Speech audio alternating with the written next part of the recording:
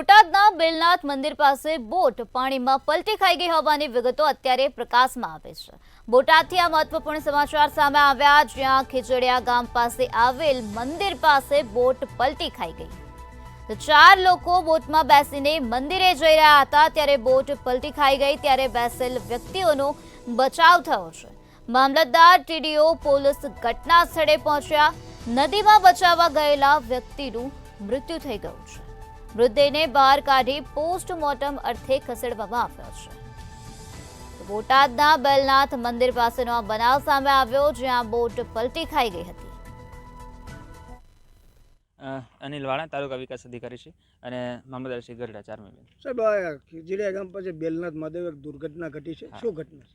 ઘટનામાં એવું છે, બેલનાથ મહાદેવ સાઈડ જે નાની બોટથી નદી ઓળંગીને લોકો મંદિરે આવતા હોય છે।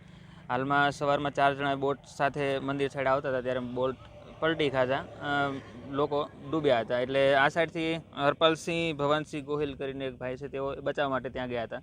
4 લોકોને બચાવી લીધા છે, પણ પોતે જે બચાવનાર હતા એ જ નદીમાં ડૂબી જવાથી એમનું મૃત્યુ થયું છે। હાલ એમને પીએમ અર્થે ગઢડા મોકલેલ છે।